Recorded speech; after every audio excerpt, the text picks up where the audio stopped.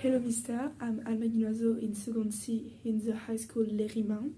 Today, my question for you is: when do you do your first action for the environment, and what old are you at this time? Well, I think that understanding about climate change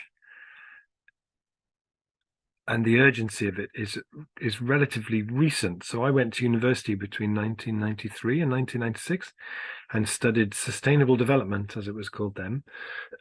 And we didn't talk about climate change very much. It was more about pollution and conservation and the ozone layer and the energy crisis, rather than being explicitly about climate change. So I would say that many of the books that I have about sustainability from that time are really quite irrelevant now, given the speed and the urgency of climate change. So I would say maybe the first action really I did on climate was in 1992 when I did my permaculture design course, which is a 2-week course in the basics and the practice of permaculture, which had a huge impact on me and which was a bit like rewiring my brain, because what it does is it learns from how nature works and the principles that underpin how natural systems work, and then it applies that thinking to how we design farms, gardens, local economies, businesses, everything. And it really helped me to think with that kind of complexity, and to think in the way that systems do. And then when I did become really aware of climate change and got very involved in it, permaculture was absolutely the set of thinking tools that I had to think about it. So although when I did my permaculture course, nobody was really talking about climate change that much, when I did have my dark night of the soul about climate change in 2004, when I really absorbed what this all meant, those permaculture principles were then what I had in my hand to start figuring out what we might do about it. Hello, my name is Gwendal. I am a student at Lycée des Rimains in Saint-Malo in France. My question for you, Rob, is there an event in your life that you made want to defend nature? Yes, there was. When I was about 22 and I was living in the city of Bristol with my partner and our very young baby. And in the next city to where we lived, the government at that time had just announced a big scheme of building many new roads across the UK. And I remember going to an event where protesters had were going to take people along a walk where this road was going to be built. And I remember we walked through the most beautiful English countryside with little fields and hedges and little stone walls and amazing forests with oak trees. It was just beautiful. And they said, the road is going to come right through here. I was so shocked. Really? Like who thought that was a good idea? What are they mad? And then over the next 2 or 3 years, in spite of lots of really brave protesters, they slowly ate this road through the landscape, and it was really traumatic. So for me, I think that was the first time I got involved with protest to try and stop some like destruction on that kind of scale. And still occasionally I go past where that was, and now you wouldn't know. Now it's just a road, but I remember what was there before, and it was very, very beautiful. Hi, my name is Louise. I'm a student at Lycée Les Rimains in Saint-Malo in France. And my question to you, Rob, is what improvements have you made in the city of Totnes? So we started Transition Town Totnes in 2006. So it's now been going for 16 years. Is that right? Jesus. Yeah, 16 years, I guess. 15, 16 years. Oh, this makes me feel very old doing this interview. And So there have been many, many, many projects that have started and have taken place, and also it has created a reputation and a story and an identity that many people come to Totnes because they want to start something within that context. So there are now quite a few really innovative food growing projects, community-owned farms. There is now an amazing mill which uses local wheat to make flour for a local bakery. There's been lots of projects around food in the town that have started, which are about giving people access to food who are on low incomes. We had a local currency called the Totnes Pound, which ran until 2019, which we had to stop just because nobody was using cash of any kind at all anymore. The two most ambitious projects are projects where the community is going to become a housing developer. So one which is called Transition Homes, which is going to be 39 houses, which is going to start soon, and another called Atmos Totnes, which is a really, really ambitious project that I've been part of for a long time, which is currently in a big fight to get the site back, but it will happen. So sometimes these projects take a very long time. There's a community energy company called Totnes Renewable Energy Society, which has raised a lot of money from local people to invest into renewable energy. So the thing is, sometimes people imagine that Totnes is like some kind of utopia. It's really a town with a much higher percentage of people who are dedicated to trying to make good things happen. And it's also a town which, very unusually in the UK, where 80% of the businesses on a high street are independent and locally owned businesses. And that's something that here is seen as being something really precious and really important. So, but the best thing is to come to Totnes and to do a transition tour, which happens during the summer, where somebody takes you around and shows you everything. Because if you just arrived, you probably just think it was a normal town. There's not like a massive windmill in the middle of the town or something. So transition is something that you kind of need someone to show you, really. Hello, my name is Lucy, and I'm a student at Lycée Lérimain in Saint-Malo in French. My question is, are you working on a project of a future project at which student of your age? Very good question. And there have been some projects that have happened during the lifespan of Transition Town that have worked with younger people. We've done projects in local schools where we invite the children to tell stories from the future, to help them to imagine the future, to try and find a way beyond eco-anxiety and into really being able to think about the future in hopeful and positive ways. But I think mainly the project that I'm part of now, which is the project I mentioned, where the community is becoming the developer, which is on a big factory site, that will create a new music venue, which will be a really important space for local young artists and performers. And there will also be a space there that's dedicated space for young people, which the government isn't putting money into and is actually just cutting the money for. So as a community, to have a different model of development, which is owned by the community, which is done by the community, and where the benefits come to the community, are really, really important. And so that scheme will be designed in such a way that there will be opportunities for young people to get involved throughout. Hi, I'm Marta from Poland. What do you think are the most effective strategies for maintaining a thriving local economy? Well, I think the first thing is that we have to appreciate that a local economy is really important.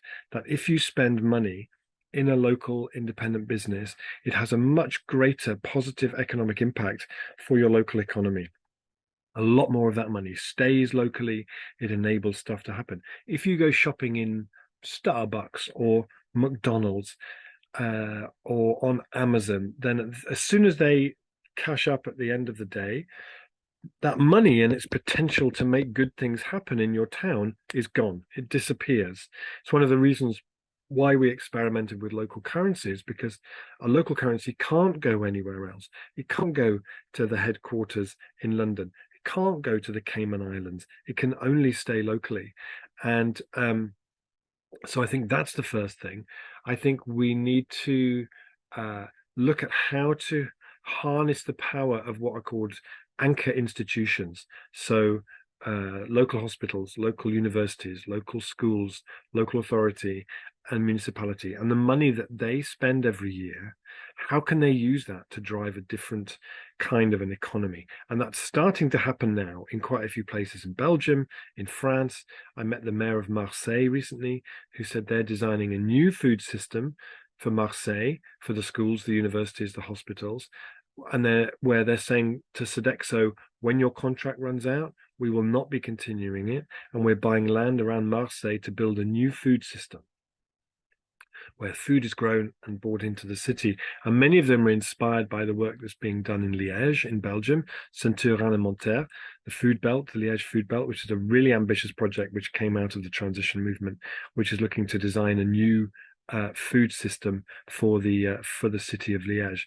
So if we can create the demand for more local produce, then the supply will follow that, I think. And I think we also need to it needs to be much more democratic. We need to be using the tool of citizens' assemblies to involve people in the design of that local economy, so people can really participate and people can really see the benefits. And I think it needs to be based on a different story. We need our local government to be telling a different story. The Extinction Rebellion movement always say their first principle is tell the truth about the situation that we're in, and I feel like local government should be doing the same thing. This is a climate and ecological emergency, so we need to be rethinking our economy so that more money stays locally. I visited a town called Montsartou in France, near Nice, a while ago. There, they now grow 70% of all the food eaten in schools in Montsartou on land that the local council bought, and they now grow food there. And it's a beautiful model that can work anywhere. So I think those are a few of the key strategies. Hello, I'm Manek from Poland. How do you want to convince governments to shorten supply chains when the trend in recent years has been the opposite? We produce a lot of products in China that need to be transported. We do, and I think there are a number of ways that we can convince governments to shorten supply chains. I think the main thing is to start with the things that make most sense to produce locally. So I read a while ago that the UK exports to Germany the same amount of potatoes that imports from Germany, and exports to the Netherlands the same amount of butter as it imports from the Netherlands, and imports the same amount of scarves from Canada as it imports from Canada, and imports about the same amount of gingerbread from Germany as it imports from Germany. And I think maybe with the gingerbread thing, maybe there's a point, because I think German gingerbread is much nicer than British gingerbread. But a lot of that international trade is just moving things around because that's the model that we have, and because we think we have unlimited energy to underpin that process. You know, there are stories of English apples grown in the UK being flown to South Africa to be polished and then brought back again. This global trade a lot of the time is a bit ridiculous. You know, actually, why don't we, so things like food, particularly heavy things like potatoes and grains, building materials and energy, I think are the places that I would start in terms of what we localize. I was in Lyon recently, in Grenoble. And in Grenoble, the municipality there are now building 9-story apartment blocks using local timber, using timber from the region in a really innovative way. And the next building they build, they want to be 11-story and to use straw bales in the walls for the insulation. So we're moving towards building more local material, building highly energy efficient buildings using more local materials. We know that 9% of carbon emissions in the world come from the creation and the use of cement. So we have to move towards different solutions anyway. So I think the more we can move towards local building materials, the more we can generate more of the energy that we use locally, and the more that we can build food belts around our city so that more of our food needs come locally, particularly for things that make no sense to transport. In the UK, maybe there's an argument that there's a lower carbon footprint of importing by boat or by train tomatoes from France or Spain than using burning gas to grow them here. But for most things, if you eat a seasonal diet, that should really come from closer to where we live. So if we start with those things, I don't think, for example, my town is going to start making its own saucepans and laptops anytime soon. But we can start with the things that make most sense to localize first.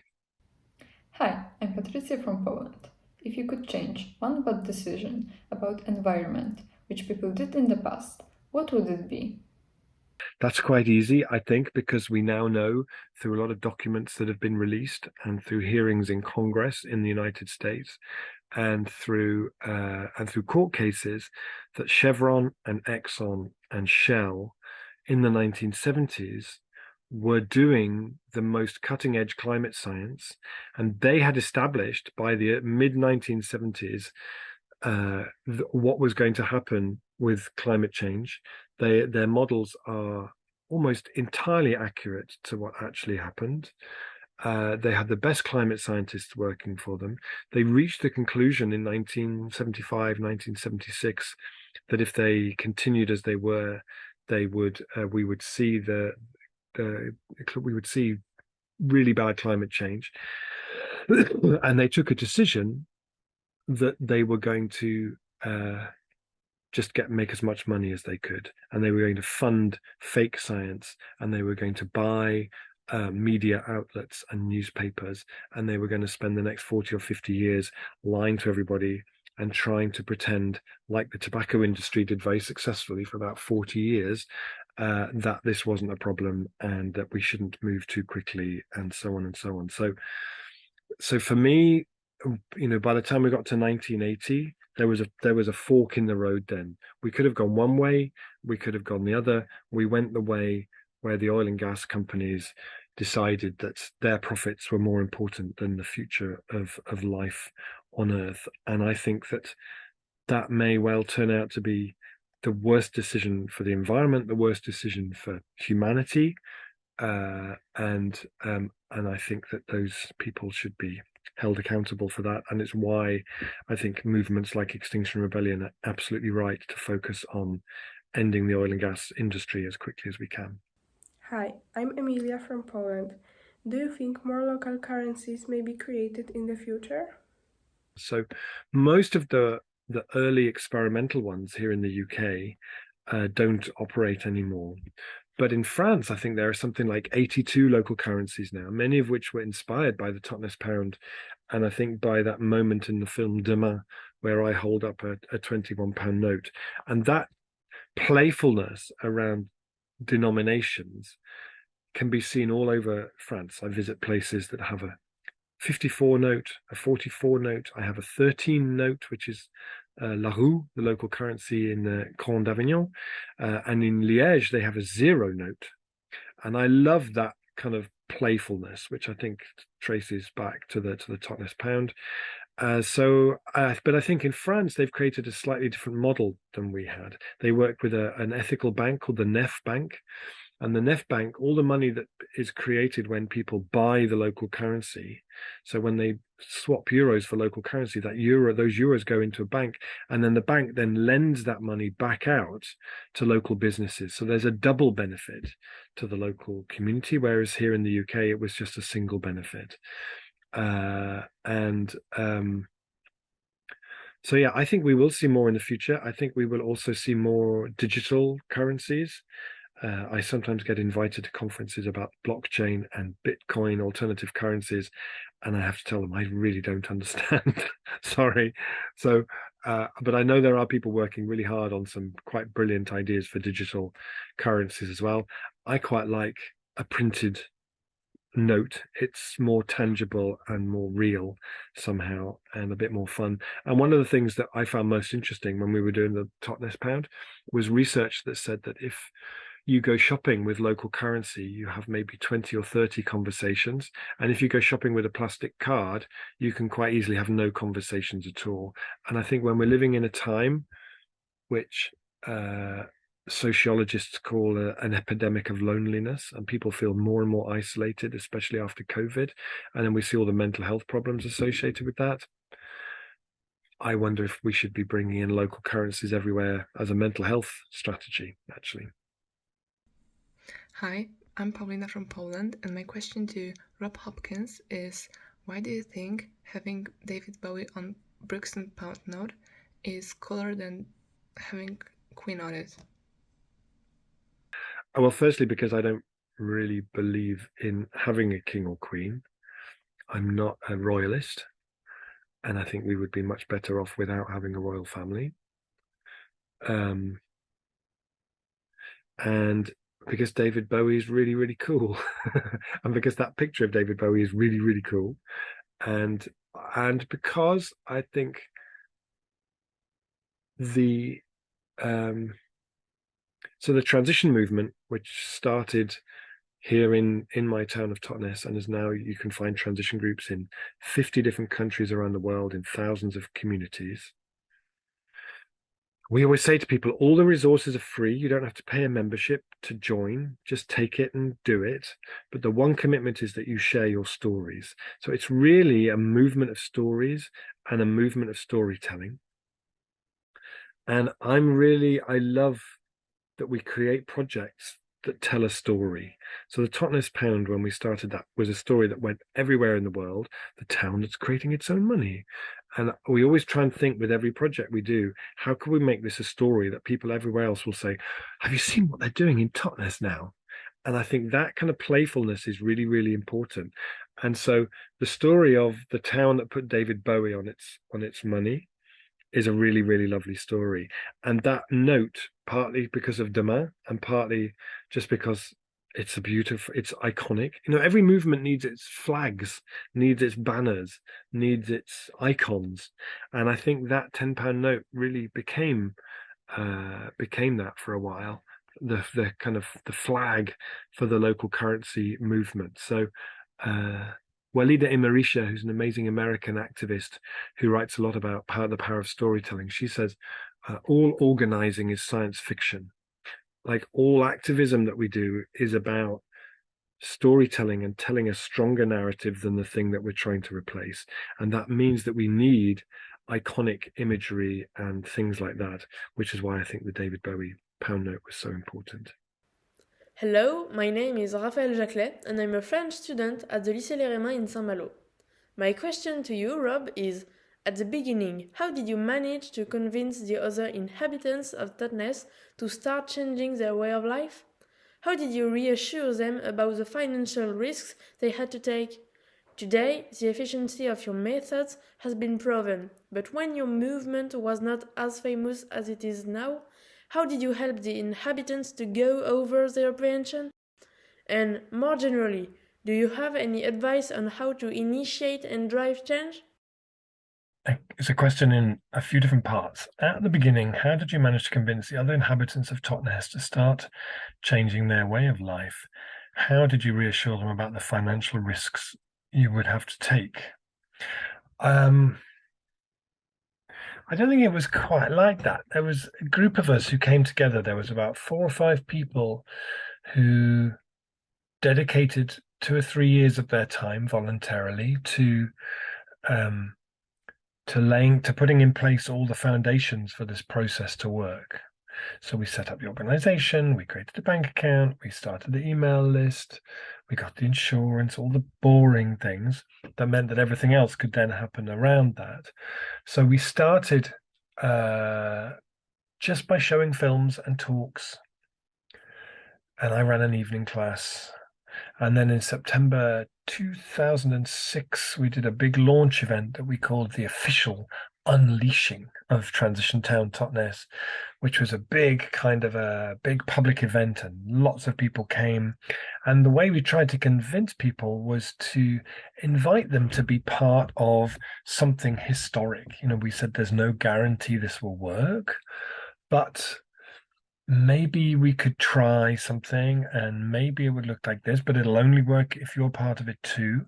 And we ran a program of events where we'd run a couple of events about food, and then we would do a big community open space thinking day about food projects for Totnes. Then we do the same about energy, and then we did the same about housing. And then from each of those processes, a group emerged to then start doing that work. So we didn't really talk about any financial risks people would have to take. It was more of an invitation to help invent something. And then as things went along, and then those projects became more and more real and more things started to happen, then there were times when we had to go to the community and ask for investment. But we told everybody to only put in anything that they could risk. So there's not really any risk. It's like you're putting money in to help things happen. And I also would think it's important to say that it's not like everybody in Totnes is like really involved and really enthusiastic. In 2010, I did a PhD, which was looking at Transition Town Totnes, and I did a survey which said that 75% of people had heard of it, 62% of people thought it was a good idea, 33% of people had some kind of interaction. They'd seen something or been to an event or something, and 2 to 3% of people were kind of involved in some way. I think for me, you can achieve an enormous amount with relatively small numbers of people. But what's important that underlies that is the story that you tell about it, so that people feel really excited. And then Raphael adds, today, the efficiency of your methods have been proven, but when your movement was not as famous as it is now, how did you get inhabitants to get over their apprehension? And do you have any advice on how to initiate and drive change? So I would suggest that on the Transition Network website, transitionnetwork.org, at the bottom of the page, there's a link to something called the Essential Guide to Doing Transition, which is the best advice that we've been able to pull together from transition groups now in 50 countries around the world about how to start this process where you are. So it's in French, it's a free download. So I would point you to that and say that's a really good place to start. And I think that people's apprehension, some people are just always apprehensive of anything different and anything that's changed. And there's not much you can do about that. Some people will think, well, we've heard it before, and they probably won't do anything, so let's wait and see what happens. So you have some people who sit and look at you for a while and wonder if you're actually going to do anything. And then when you do, then they step forward and they offer to help.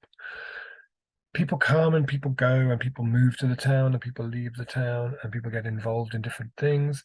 I think one of the main ways to make sure that transition continues is to start creating jobs for people. Because, we have to build a completely different kind of an economy, and no one else is going to do it. So we have to find the ways to do that and the ways to start that process where we are. So, yeah, I think that's what I have to say about that. I think there are probably some people who still have some apprehension, and there are a lot of people who think it's a good thing, but they don't have the time to get involved. And then there are some people who get involved. And what you also need is some people who are very, very determined that projects are going to work. So that you need some people who are prepared to give a lot of time and energy to some projects. You don't need many of those people, and they're quite rare. But when you find them, they're very precious people to hold on to.